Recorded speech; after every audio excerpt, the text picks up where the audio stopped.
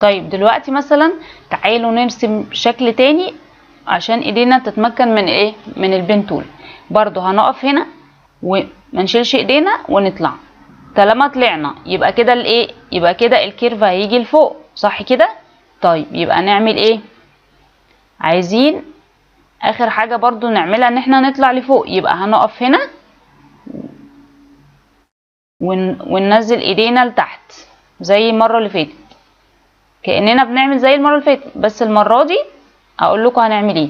المرة دي يا اما تجيبوا الكيرف تول ديت من هنا وتبتدوا تمسكوا البوينت بتاعتكم ترفعوها لفوق كده، تخلوها متساوية مع ايه، مع التانية، وتبتدوا تيجوا بالبين تول. بس طبعا الاسهل اللي احنا هنعمله دلوقتي ان احنا نيجي نقف برضو هنا وهنبتدي نرفع ايدينا لغاية ما نوصل كده هنا مظبوط تمام، عشان يجوا ايه قد بعض.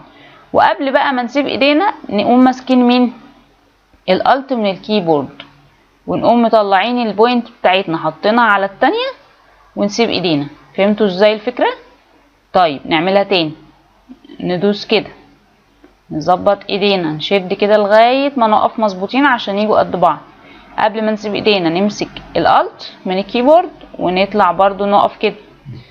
طيب نعملها تاني. نقف هنا، نطلع او ننزل قصدي، وقبل ما نسيب ايدينا خلي بالكم عشان يبقوا مظبوطين نقوم طالعين بالالت وطالعين برضو كده ونسيب ايدينا، وهكذا. فهمتوا ازاي الفكرة؟ طيب دلوقتي بقى المسار بتاعي انا عايزه اعمل ايه فيه. انا عايزه اخلي امسك بالالت واخلي البوينت بتاعتي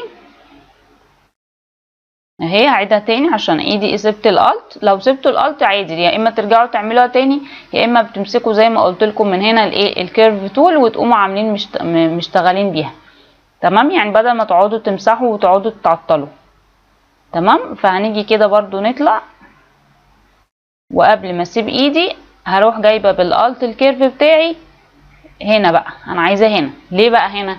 علشان معنى ان انا جبته هنا يبقى الكيرف بتاعي هيجي كده، صح؟ مش احنا قلنا الحته اللي بنسيبه فيها بيجي فيها؟ يعني انا لو سبته فوق بتطلع معايا الكيرف لفوق، لو سبته لتحت الكيرف بيبقى لتحت. طب انا سبته للجنب يبقى الكيرف هيبقى للجنب.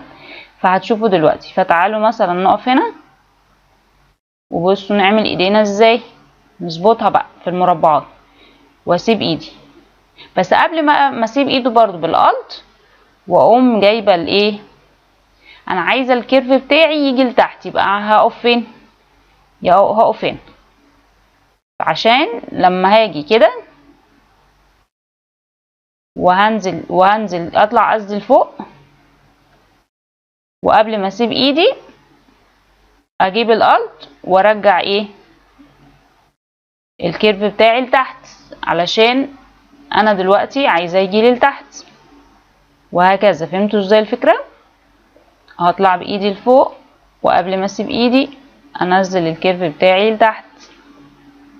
سوري، لو حصل معاكم كده عادي خالص اعدلوا ايديكم. وانا ايه ما كنتش ماسكه الالت كويس، فانا امسك البوينت بالالت واروح ايه ما اشيلش ايدي من الالت الا لما اسيبها، وبعدين اجي برضو هنا ارسم الكيرف بتاعي وانزل قصدي اطلع وامسك الالت واحط الايه البوينت بتاعتي هنا، وبعدين اجي هنا اعمل برضو البوينت بتاعتي، اظبط ايدي اخد الالت وارجع ايه امسك في البوينت بتاعتي، وهكذا. اخر نقطة بقى بتاعتي اهي اعمل كده وانزل بالكيرف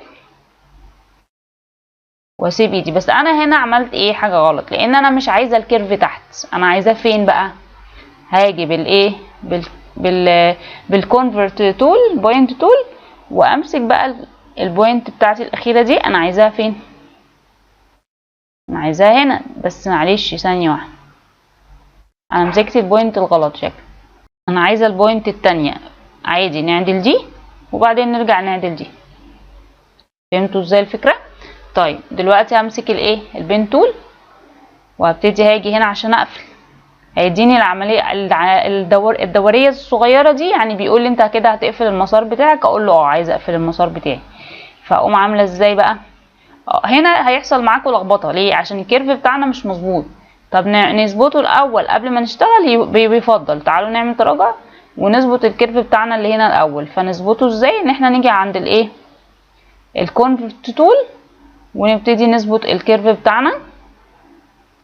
فزي ما احنا قلنا احنا عايزينه يبقى ده لفوق، وده هو اللي عايزينه لايه، للجنب. ماشي، وبكده لما اجي هقفل المسار بتاعي هيجي مظبوط ان شاء الله.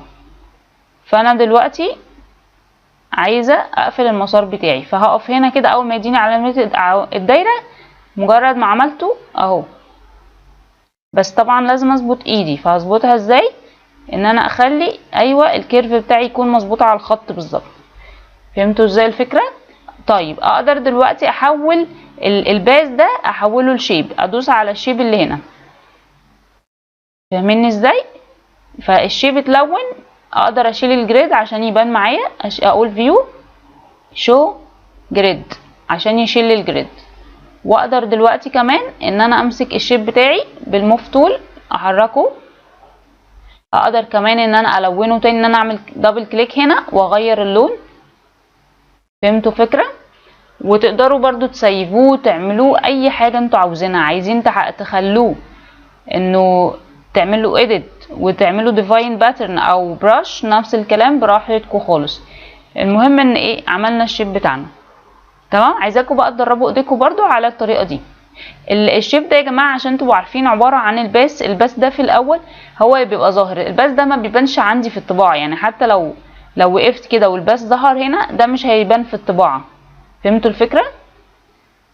فانا مش عايزاه يبان، فخلاص انا حطيت ايدي في اي حته بعيده عنه وخلاص الباس نفسه بيختفي. لكن اللي بيبان لي هو ايه، الشيب اللي هو اللون اللي انا حطيته. لكن الباس ده خطوط ملهاش اي لازمه، ما بيبانش يعني بعد كده. فهمتوني ازاي؟